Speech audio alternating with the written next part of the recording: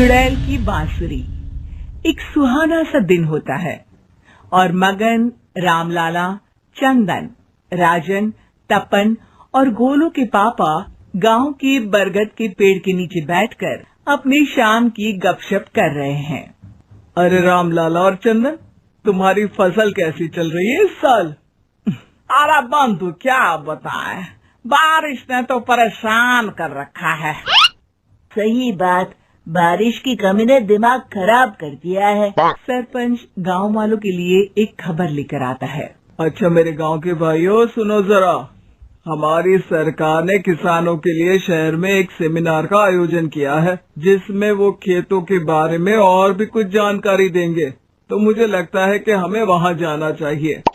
सरपंच जी, मेरे खेतों में कीड़ों ने परेशान कर दिया है, उसके लिए कुछ जानकारी मिलेगी क्या?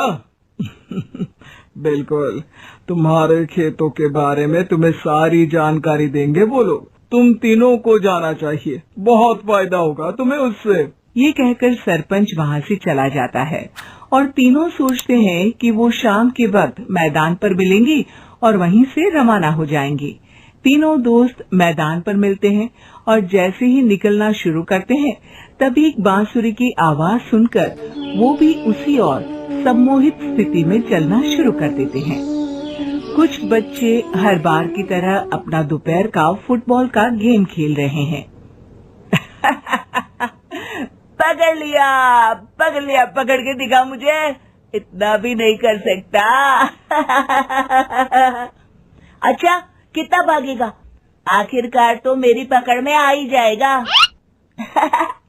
हाँ, तुझे पता नहीं तपन, राजन कितनी तेज दौड़ लगा सकता है। खेलते खेलते अचानक से एक बांसुरी की मीठी आवाज सुनाई पड़ती है।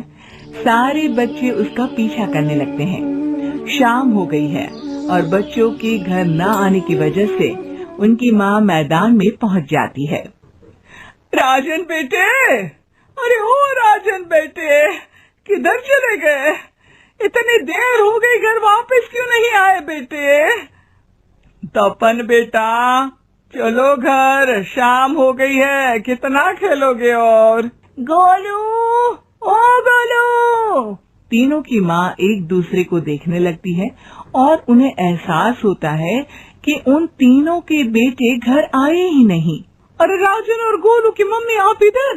राजन और गोलू घर नहीं आए क्या अभी तक? नहीं तो दोपहर में राजन मुझे बताकर गया था कि वो तपन और गोलू के साथ खेलने जा रहा है। मैंने सुना है कि गांव में एक चुड़ैल घूम रही है, कहीं वही तो नहीं ले गई ना हमारे बच्चों को? ऐसा कुछ नहीं हुआ होगा, हम तीनों अलग अलग जगह ढूंढते हैं, इधर ही खेल रहे होंगे तीनों बच्चे। ये कहकर तीनों बच्चों की माएं उन्हें ढूंढने निकल गई। बहुत देर हो गई और फिर भी तीनों बच्चे मिले नहीं।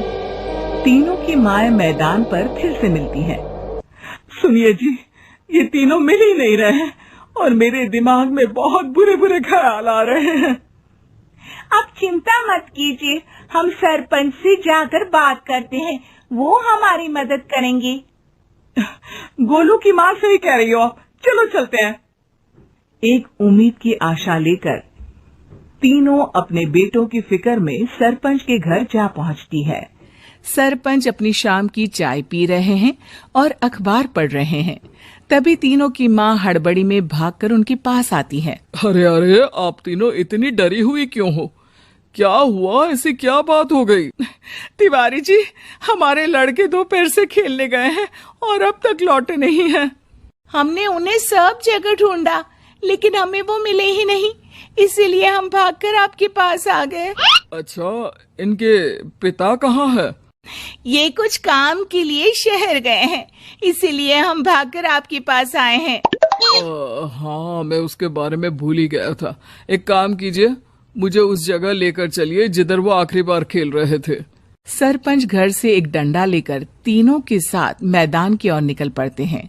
तीनों मैदान पर पहुंच जाते हैं और उन्हें ढूंढने के लिए कुछ सुराग खोजना शुरू करते हैं।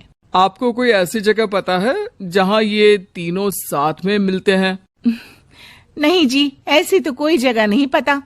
अचानक से वही बांसुरी की आवाज आना शुरू हो जाता है और सरपंच सम्मोहित होकर उस आवाज की तरफ जाना शुरू कर देते हैं। अरे तिवारी जी, आप ठीक तो हैं? कहाँ जा रहे हैं? अरे ओ तिवारी जी, वो हमें सुन नहीं पा रहे हैं क्या? सरपंच बांसुरी की धुन में झुककर उसी दिशा में आगे बढ़ रहे थे। ये आवाज कैसी? ऐसा लग रहा है कि कोई बांसुरी बजा रहा हो। हाँ, सरपंच जी भी उसी दिशा में जा रहे हैं। सरपंच का पीछा कर तीनों मैदान के टूटे हुए बंगले पर पहुंच गए और सरपंच के पीछे दरवाजे के अंदर घुस गए। तीनों बंगले के अंदर झांकते हैं तो देखते हैं कि बहुत अच्छे से संभाला गया है बंगला। उतने में एक हंसी की आवाज आती है। मेरी बांसुरी, तूने मुझे आज तक कभी तंग नहीं किया। हमेशा अपने जादू से लड़कों को खींच लाती है। ये बोलते ही राजन की माँ को तीनों बच्चे और उनके पिता वहाँ चुड़ैल के पास लेटे हुए दिखते हैं। अरे वो देखो, गोलू के पापा। अरे रे! अरे गोलू की माँ, आप चुप रहिए ना जरा। उस चुड़ैल ने देख लिया तो हम भी फंस जाएंगे। इन्हें बचाएगा कौन? लगता है ये शहर गए ही नहीं और इस चुड़ैल ने इन सबको भी यहीं बुला लिया है। अब हमें इन्हें छुड़ाना होगा। एक काम करते हैं। राजन की मम्मी गोलू और तपन की मम्मी को एक प्लान बताती है। बिल्कुल सही कह रही हो राजन की मम्मी। चलो आज इस चुड़ैल को मजा चखाते हैं। तीनों माएं अपने छुपने की जगह से बाहर निकलती हैं और एक्टिंग करना शुरू कर देती है। ये तो बढ़िया है। अब इसका असर औरतों पर भी हो रहा है। वाह जी वाह। तीनों माएं चुड़ैल की थोड़ा करीब आती हैं।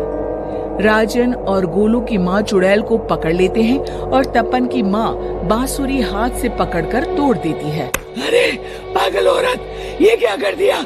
मेरी बांसुरी को तोड़ दिया। अब मेरी शक्तियाँ खत्म हो जाएगी। तुम्हें तो अरे तुझे क्या लगा चुड़ैल कहीं की हमारे बच्चों को और पतियों को हाथ लगाएगी तू?